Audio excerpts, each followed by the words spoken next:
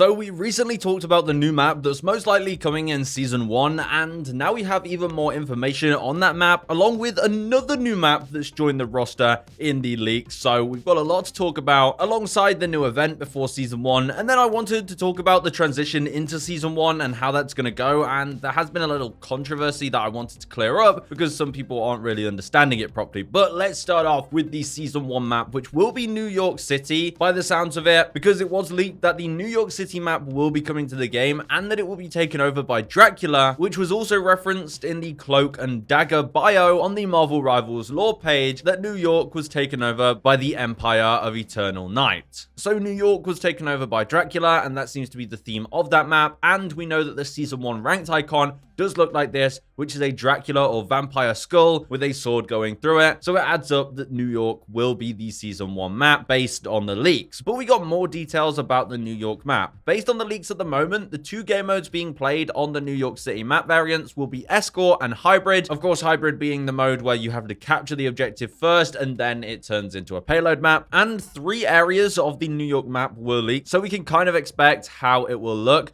First of all, we have Midtown. It might also feature the Midtown High School, which is where Peter Parker goes to school. We also have Central Park, so a nice lush bit of greenery, and then the Sanctum Sanctorum. So there'll be some Doctor Strange lore. There might be some moving parts in there. Honestly, I think they'll make it look sick. Of course, with New York being taken over by Dracula, though, it might be quite a dark map. It might be covered in darkness, or maybe a red sky or something of the sort. But this is the linked information about the New York City map. And the leak also said that additionally, the Infinity Crisis game mode will happen on the Hydra map. Now, if you didn't know, the Infinity Crisis mode seems to be the capture the flag style mode that was leaked. So this might release in Season 1 since there are leaks for it. And I feel like a capture the flag mode seems pretty standard to add to a hero shooter, but no leaks actually confirm when this might be coming. But if it does come, it should be played on the Hydra map at the least. Now, in my recent video, we did talk about all of the leaked game modes, but I think the capture the flag mode will probably be the most fun for now. It'll be something different and unique from the normal style modes, but I also just think that a new map in Season 1 will feel really fresh because there isn't a huge map pool in Marvel Rivals. That's one thing it's definitely missing at the moment. Compared to Overwatch, which of course has been out for years and has so many maps, Marvel Rivals does lack in the map department and it does feel a little repetitive, but obviously the vast majority of heroes definitely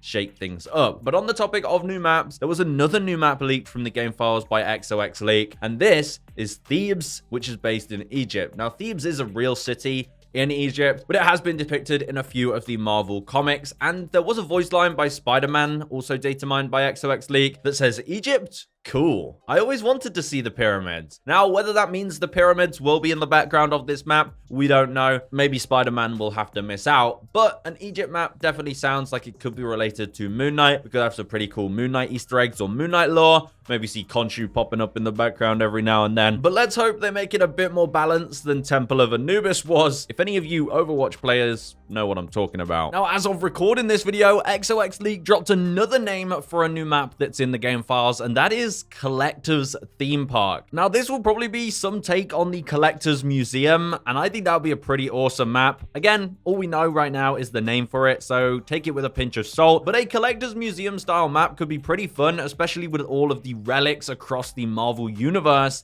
that will be in the Collector's Theme Park or Museum or whatever it is. And I think it makes for a really good idea for a map. So I'm looking forward to this one, but we don't know how long it will take. So New York in Season 1, Egypt might be coming a bit later on with the Thebes map, and Krakoa and Araco were also leaked maps. Also to add, the Krakoa map will apparently combine elements from both present day and 2099. So it'll be like a mix of futuristic and present map style, which I think would look pretty sick, but that's all we have at the moment regarding the Krakoa map. Of course, this is all data mined, so things could change. They could change the release order that was originally planned. They could scrap certain things, but I think new maps are pretty high on the agenda for Marvel Rivals, given that the game doesn't have that many at the moment. So definitely look forward to that in Season 1. Now, before Season 1, I did want to mention we did just get an update for the Lunar New Year event. It's not really an event, it's kind of just a store sale, but this will be dropping on January 3rd at 7 a.m. UTC. And this is where you'll get all of those Lunar New Year skins, like the Moon Knight skin and the Squirrel Girl skin, which I believe are coming with their own MVP screens as well in the bundle. There's also skins for Doctor Strange, Penny Parker, Spider-Man, Mantis, Beerus and Magneto. Also, if you're watching this video, make sure you get the Twitch drops before Season 1 because the Twitch drops should end today. So hopefully, if you're watching this video, you've already done it. But if not, head over to the Marvel Rivals website. I'll link it in the description and use the instructions there to link your Twitch account to Marvel Rivals and then watch any Twitch stream with drops enabled where they're playing Marvel Rivals. And after 4 hours, you'll get all of the rewards. And it does include a Magneto skin,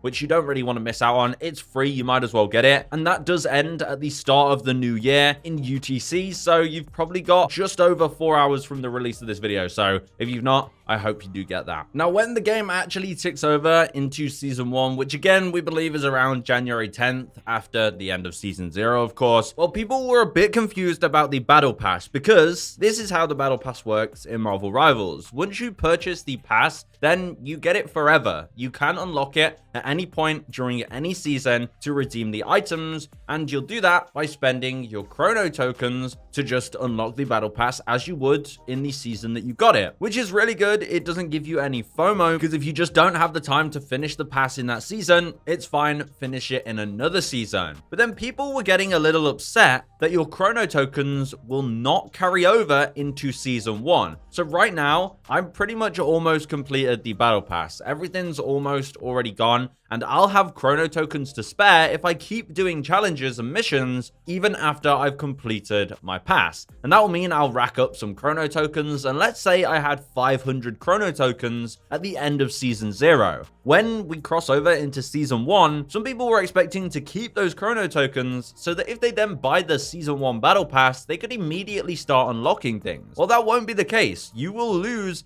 any of your Chrono tokens that were left over that you earned from missions when the season updates. But what will happen is your Chrono tokens will automatically be spent to redeem any of the items in the Battle Pass that you may have forgot. So let's say I did have 500 Chrono tokens, but I hadn't actually completed the pass, then all 500 of my tokens will be used to redeem items from the Battle Pass so that they're not just wasted. And then next season, if I still don't have the complete pass, I can still use Chrono tokens that I earn next season to upgrade my old pass or my new pass. Now, you can actually buy Chrono tokens using lattices, and that is, of course, the in-game currency that you spend real money on. And if you do that, those Chrono tokens will not be deleted at the end of the season. So let's say I bought 500 Chrono tokens with lattices that I spent real money on, and then the season updates, I'll still have the 500 Chrono tokens. They're not going to go anywhere. But now people were getting upset over this. I've seen people make videos and people post on social media that this is terrible and this is not what they were promised, and it makes no sense to not keep your Chrono tokens that you earned carrying over to the next season. Well, this doesn't make sense at all because Chrono tokens are just XP. They're Battle Pass XP, like in any other game that has a Battle Pass that typically uses the Battle Pass XP system. Once you complete the Battle Pass, the XP doesn't get saved to carry over into next season. You just don't get any more XP for the Battle Pass because you've completed it. There is no need